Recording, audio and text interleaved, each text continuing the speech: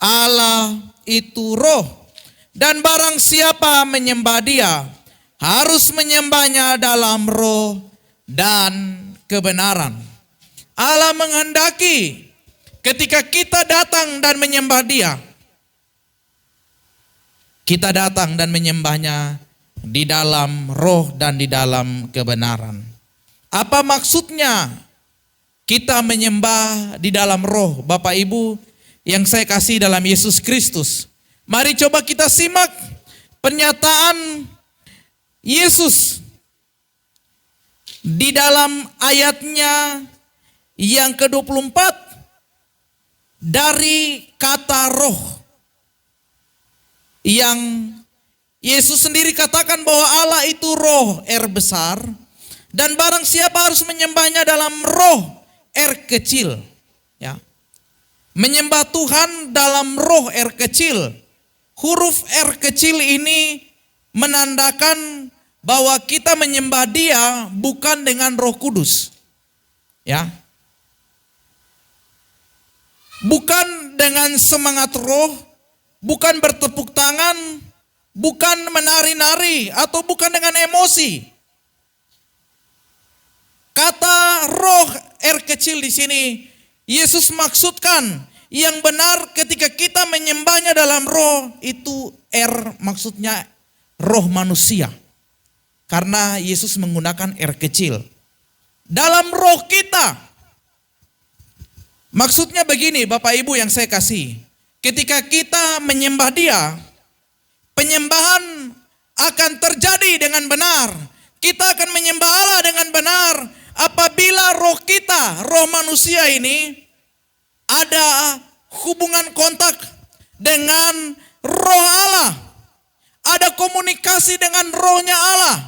Ada keintiman dengan Allah. Dan akan tercapai yang namanya penyembahan di dalam roh. Yesus sendiri katakan Allah itu roh. Dan kita menyembahnya harus di dalam roh. Air mata yang meleleh keluar. Suara yang menjerit. Tangan yang terangkat. Bukanlah kriteria yang utama di dalam penyembahan. Itu ekspresi kita manusia. Musik yang bagus itu ekspresi. Bagaimana kalau tiba-tiba menyanyi dan musik mati? Atau hari ini kita melakukan pujian, kita menyembah Tuhan, tapi tanpa musik. Apakah itu bukan dinamakan penyembahan?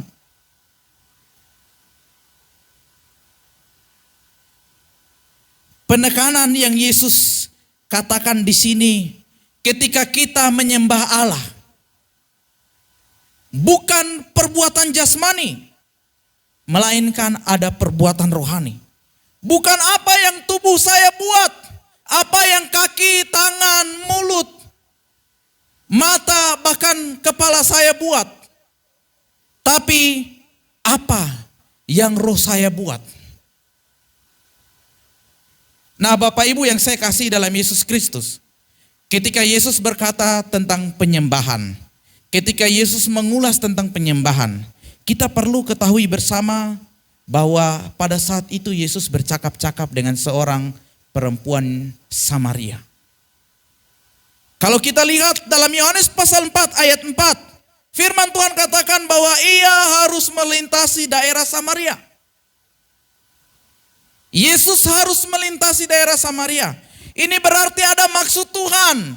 Ini berarti Yesus tahu dan Yesus ingin terjadi sesuatu pemahaman yang baik ketika menyembah Allah.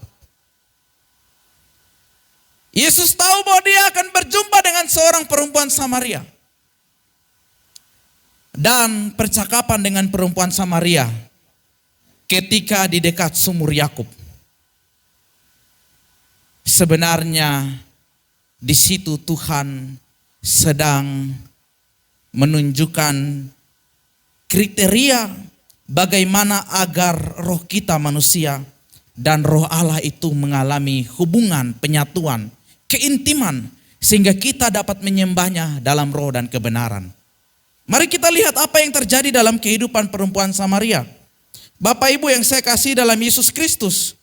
Kalau kita baca di dalam Yohanes pasal 4 ayat yang ke-7. Maka datanglah seorang perempuan Samaria hendak menimba air. Kata Yesus kepadanya, berilah aku minum. Ayat 8, sebab murid-muridnya telah pergi ke kota membeli makanan. Ayat 9 kata, perempuan Samaria itu kepadanya, masakan engkau seorang Yahudi minta minum kepadaku seorang Samaria? Sebab orang Yahudi tidak bergaul dengan orang Samaria. Perhatikan, Yesus ada melintasi daerah Samaria. Dia haus dan dia ada di dekat sumur. Dan Alkitab katakan bahwa Yesus itu harus, berarti dia tahu dia akan berjumpa dengan seorang perempuan Samaria. Dari teks kebenaran firman Tuhan ini, perempuan Samaria ketika hidupnya diubahkan oleh Yesus, ketika ia dipakai oleh Yesus dan mengalami perubahan hidup dan menjadi penyembah yang benar, membawa kabar sukacita sehingga ia adalah satu penginjil pertama yang tanpa diutus oleh Tuhan, dia memenangkan satu kota sehingga semua mengenal Yesus sebagai juru selamat. Hal ini dimulai karena apa? Ayat 7 sampai ayat 9 ada perjumpaan dengan Yesus. Perempuan Samaria, dia berjumpa dengan Yesus yang adalah Tuhan. Inilah awal mula bagaimana hidupnya akan diubahkan Tuhan. Menjadi seorang penyembah yang benar. Menjadi seorang yang memiliki hubungan yang baik dengan Tuhan. Dan hidupnya diubahkan. Karena apa?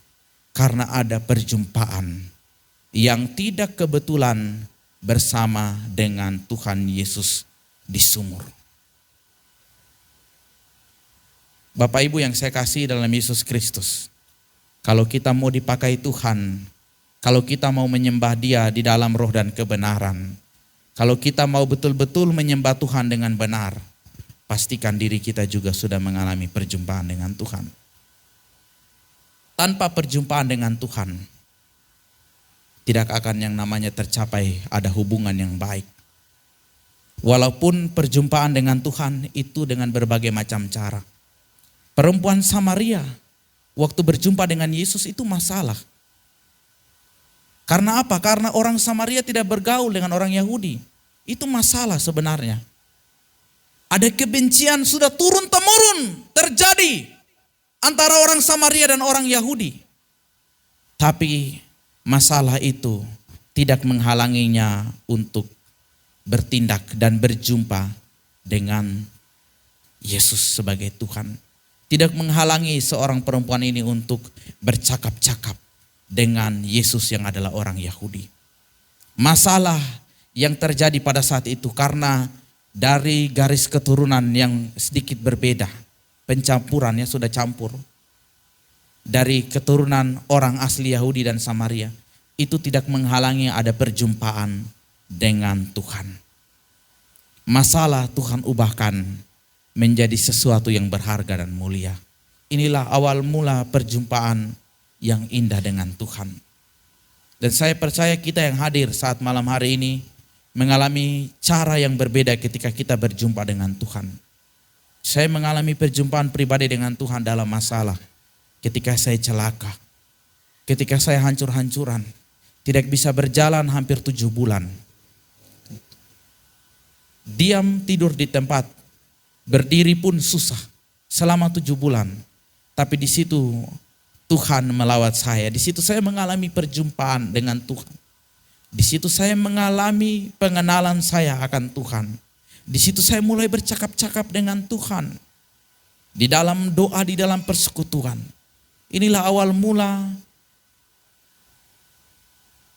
perjumpaan dengan Tuhan yang mengubahkan hidup saya.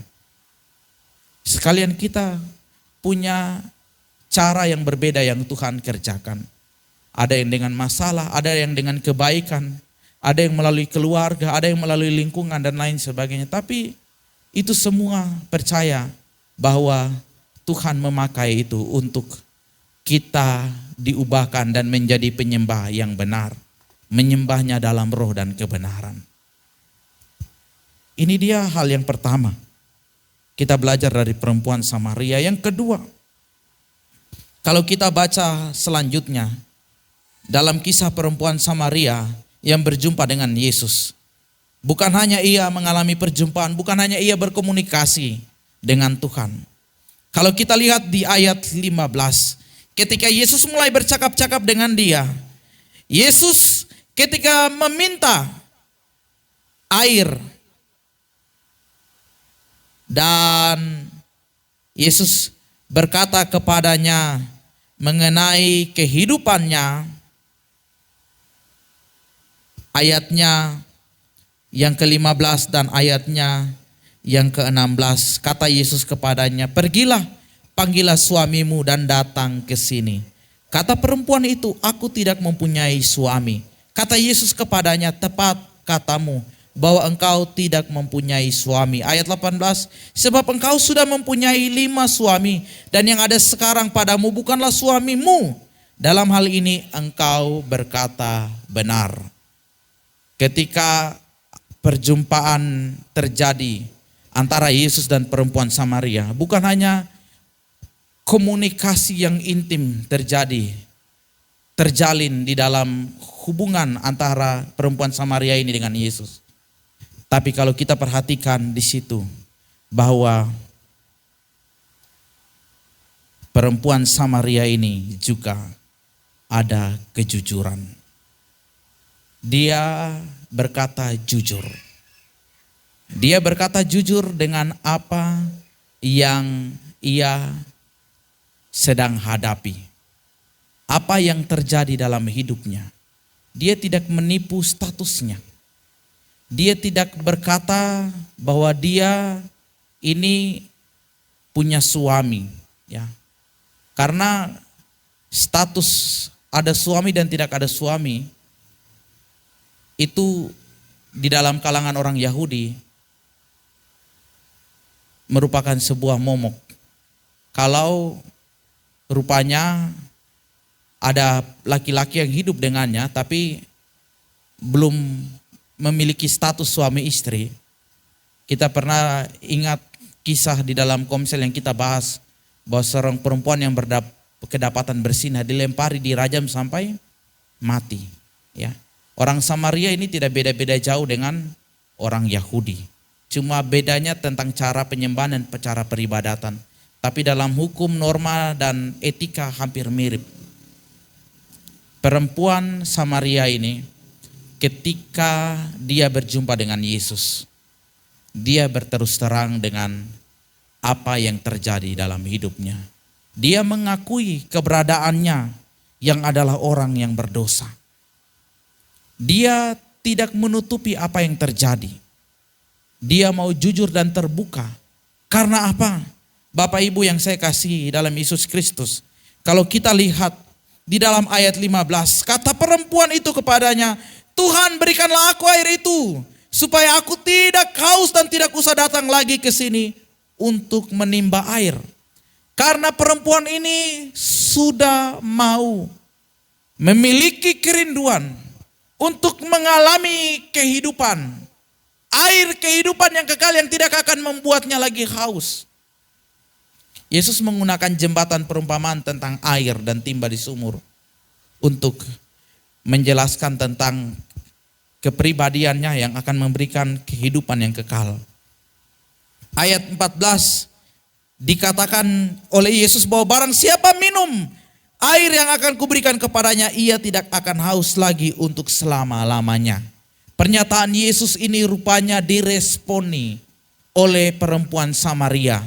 Dia merindukan minum air yang tidak akan membuatnya haus lagi. Minum air yang akan memberikannya kehidupan yang kekal. Dan kerinduan ini dibarengi atau dilanjutkan dengan kejujurannya. Dengan pengakuannya. Dengan keterbukaan akan hidupnya yang penuh dengan masalah dan dosa. Yang penuh dengan keburukan. Inilah yang mengubahkan dan membuat Yesus memakainya dengan heran dan luar biasa. Yesus memberikan penyataan bahwa kamu akan menyembah Allah di dalam roh dan kebenaran. Saatnya sudah datang dan tiba sekarang bahwa kamu tidak lagi menyembah di gunung ini, tapi kamu akan menyembah Bapa di dalam roh dan kebenaran. Karena apa? Bapak Ibu yang saya kasih, karena ada perjumpaan dengan Yesus. Karena ada perjumpaan dengan Tuhan. Ada komunikasi, ada keintiman, ada hubungan yang baik dengan Dia. Karena apa? Karena ada kerinduan.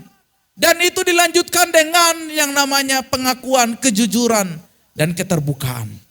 Sehingga Tuhan memberikan pernyataan bahwa kamu menyembah Bapa di dalam roh dan kebenaran. Bapak Ibu yang saya kasih dalam Yesus Kristus, mau menjadi penyembah-penyembah yang benar. Amin. Menyembah Allah yang benar bukan dengan musik yang bagus, bukan dengan suara yang bagus,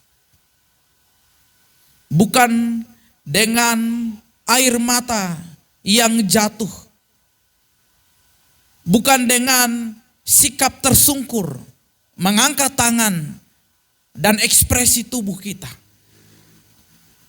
Tuhan katakan ketika kita menyembah Dia, kita menyembahnya dalam roh dan dalam kebenaran. Dalam roh dan dalam kebenaran. Dan untuk mencapai kehidupan menyembah dalam roh dan kita dibenarkan. Penyembah-penyembah benar akan menyembah Bapa dalam roh dan kebenaran. Kita lihat dari perempuan Samaria. Tidak kebetulan Yesus berjumpa dengan perempuan Samaria. Yesus mau mengajarkan dan memberikan pemahaman kepada kita. Ketika kita mau menjadi penyembah yang benar, menyembahnya dalam roh dan kebenaran, alami perjumpaan dengan Tuhan. Miliki kerinduan untuk mendapatkan air hidup itu.